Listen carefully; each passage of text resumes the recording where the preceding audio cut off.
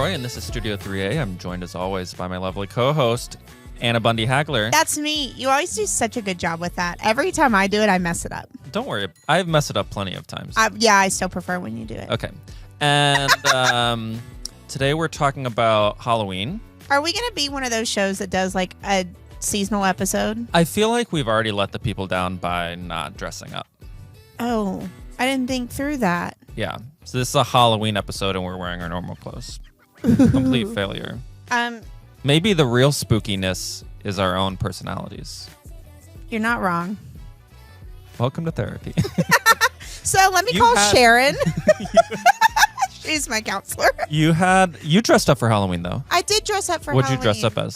So Kyler had one of those inflatable costumes. He was a guy on a safari riding a tiger. And so I dressed up as a leopard. Like, we went like safari themed. Yeah. Yeah. Did you dress up for Halloween? No, Jacob and I went to the block party on Cedar Springs. That thing looked packed. It was. We were there from 8:30 to 9:30. Because you party hard. Yeah. Yeah. We're crazy. Yeah. And we didn't dress up. We had voted earlier in the day, so we had our little I voted stickers on. So you were dressed up as voters. Yes, that was great. Better. Yeah.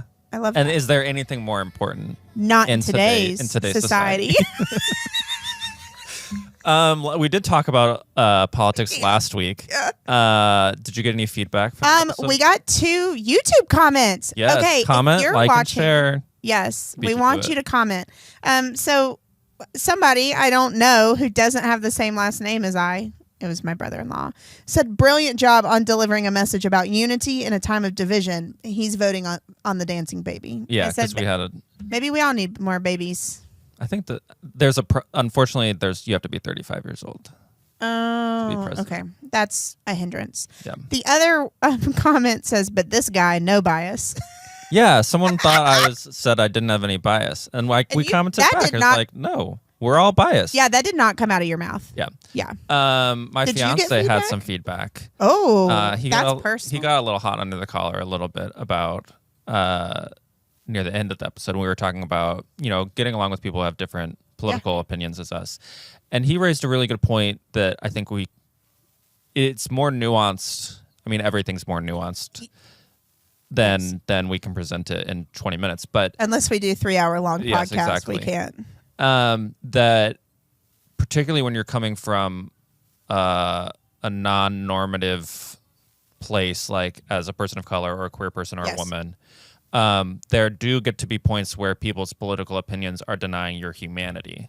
Yes. And so... But I don't think that innately somebody on a different political party, like that, like I think that comes to where conversations happen.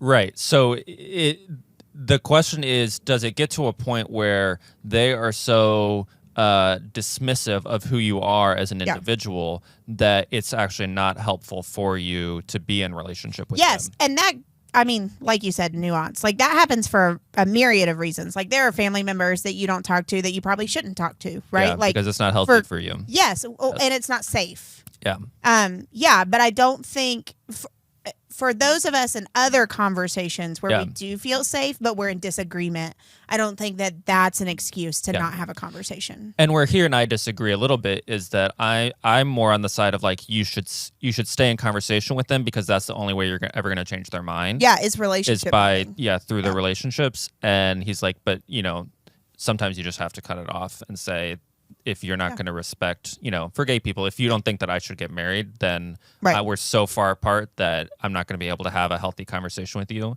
in a way that is not just me being angry. Right. Well, I think that point is different for everyone. Yeah. So I hope that you watching this get to decide your own point. Yeah. Yeah. And then in general, I think the point still stands that like society is better when we are able to have conversations with people who we disagree with and find their shared humanity, and where we don't let our political opinions define who we are as a personality. Yeah. Yeah. Well, I appreciate that feedback. I would like to move on because I just can't take any more political talk this week. Yeah. So no more politics this week. That's my point. No more. We're taking a pause. We're going to talk about politics again next week, your favorite topic. But today we're talking about Halloween. I hate Halloween, but I love that phrase. It's like, it's freaking bats. You know? I don't you know that Vine? No. I would like you to drop I'm way a comment. too old for Vines. Sorry.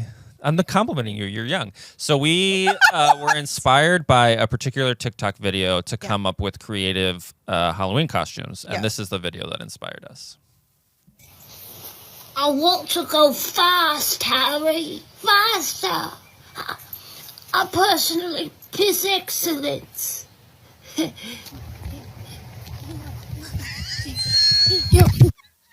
Trampoline takes me out every time. We've seen this video so many times and we're still laughing at it every time. Harry Dobby. Yeah, no, Bobby.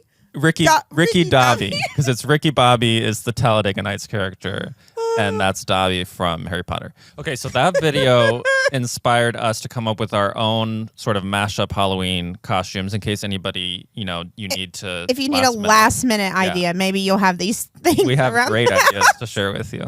I need you to know mine get worse and worse. I'm scared. Okay. So the first one is Lord Farquaad, but you're dressing up like the singer Lord.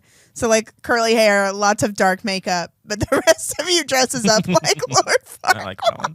Thank you. The next one is Harry Pooper.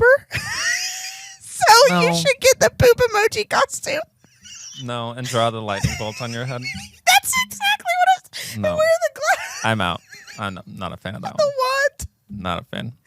Okay, I'm crying. Why does this always happen? At least you cracked yourself up this time. Literally, I'm so distracted. I don't even remember what my last one was. Hold on. Luckily, it's right here. Of course, no, it's not right there. Oh, it's Harry Bradshaw. So dress up like Chewbacca, but wear like what Carrie Bradshaw would wear. Yeah. Yeah. That's incredible. Thank you. Okay, are you ready for what I have for you? Yes. So we talked about this offline, but this is Sabrina Carpenter. So you dress up, you have a little leotard there, and you wear a carpenter's tool belt. So you're Sabrina Carpenter. Yes, I love that you called that a leotard. You're so not a woman. Is that what is that? It's a bodysuit, or she wears a lot of like corsets, but looks like what they do. Going to looks like gymnastics later. Looks like Simone Biles to me. Okay, next is so did you watch the movie Challengers? Yes, Okay, obviously. So for those who didn't watch it, there's like this awkward sexual tension between the two men the whole time. And I don't think that's true, but then you did not watch the same movie I did. They literally made out. But they were trying to get the girl. Anyway, this is not about Challengers. That's how straight people watch that movie, I guess. So there's this meme going around on gay Twitter. It's like, I hate gay Halloween. What do you mean you're blank? And then it's like the most absurd costume ideas. Like, what do you mean you're this obscure thing? Oh, because you need a 5-minute explanation. description. Because those the are my gays get favorite. really into it. So I stole this one from Twitter, but the one that generally has the most likes is, what do you mean you're the churro from the Challengers? So you just dress up as the churro and have to explain it to people that you're from the churro from Challengers. Yeah. This is the scene where they fed each other the churro. That's so not top of mind. Again, you're not a homosexual. I didn't even know there was a churro. This one is Challenge. just for you.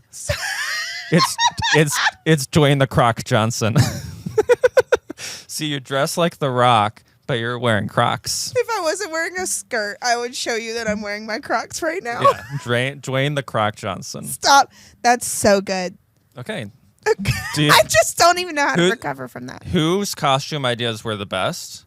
Give us a comment. Let us know personally, and text us, call us. Whatever. I would like email my us. ego to be bigger. So, like, please choose mine. Mine are clearly better. What made us laugh this week, besides coming up with those Halloween costumes, is the TikTok trend. I think you showed this to me, the subtle foreshadowing. Yes. Easy for me to say. Yeah. So we've got a subtle foreshadowing video to share with the people. Can't wait.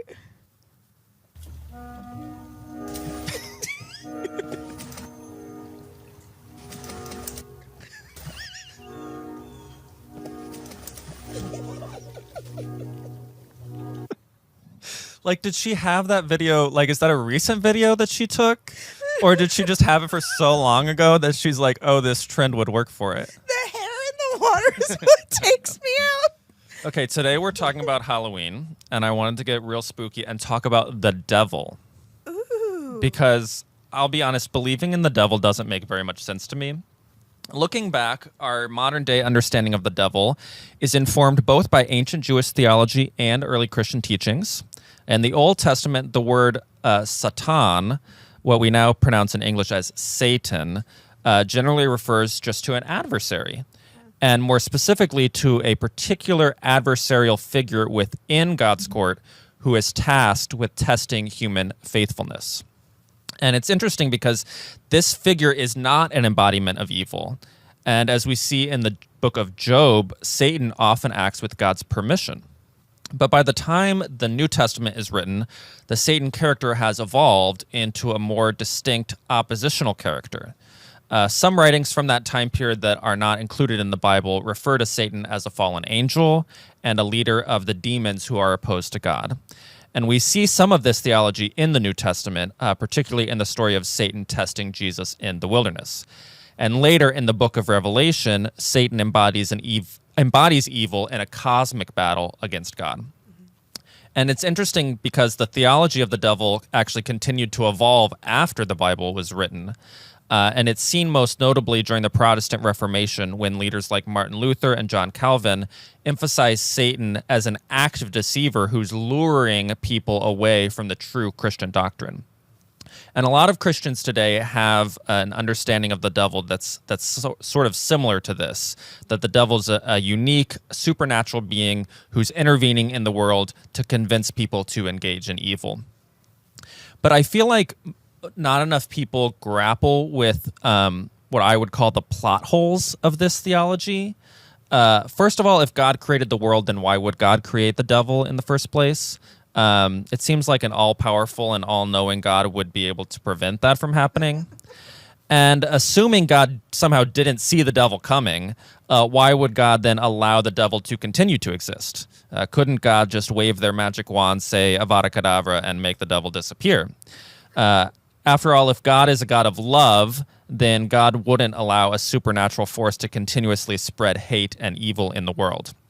So in the end, if the devil exists, then either God isn't all loving because God must want the evil to happen, or God isn't all powerful because God must be unable to stop the devil. What I'm afraid ultimately believing in the devil really does is it lets us off the hook. I think evil exists in the world because human beings do a lot of evil things. But if we blame all of the evil on the devil, then we never have to confront the evil that is within us. Poverty, war, hatred, and oppression, they happen because we do these things to each other. Saying that they're the work of the devil it's like a get-out-of-jail-free card for our collective conscience. In order to make the world a better place, we can't just pray that God overpowers the devil at some point, or that people are able to resist the devil's temptations. Instead, we have to do the hard work of spreading love and eliminating the hate ourselves. What do you think? Wow. I don't know how many minutes that was. That was like the devil in 3 minutes. Yeah. I'm impressed. All you need to know about the devil. I'm also glad you brought it up because I didn't say it before. I didn't know you were talking about the devil. Mm-hmm. But there was a kid at like our version of Trunk or Treat a couple weeks ago who was dressed as the devil. And her mom said that she was so nervous that somebody would say it was weird that she dressed up as the devil at a church. To go to church? Yes. That's pretty... Her mom said, that's pretty edgy. Tell him that like Satan's in scripture too. Yeah. So that's what she was telling people. So then we're going to have kids dressed up as like prostitutes, and it's like, prostitutes are in the scriptures. Well, I Come don't at like, me. I don't like the way that logic went, but I understand. I'm just following the thread here. Yeah. I think that this is really important for us to talk about because we live in a world where like people talk about like good and bad, good versus evil, like that kind of thing. And I know that like my friends and family talk about like God winning. Like because you you came from a more conservative background than I did, so I was going to ask you like how much the devil was in the water in terms of the theology. I really appreciate that my United Methodist Church didn't.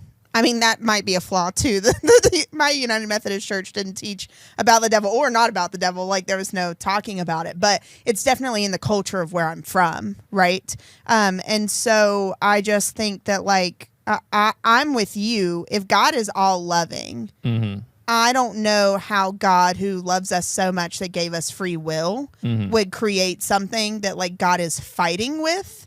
I do think we have to fight with our own humanity. That's what I'm saying. When you said we have to confront the evil that is within us. That's the battle I think we're fighting. Yeah. I don't think it's a cosmic battle of God. Yeah. But I do think that there's a lot of things that we do that is not moving towards God or other people. It's selfish or moving away or isolating ourselves. And some people go too far the other direction and say that there isn't because it's in the baptismal vows.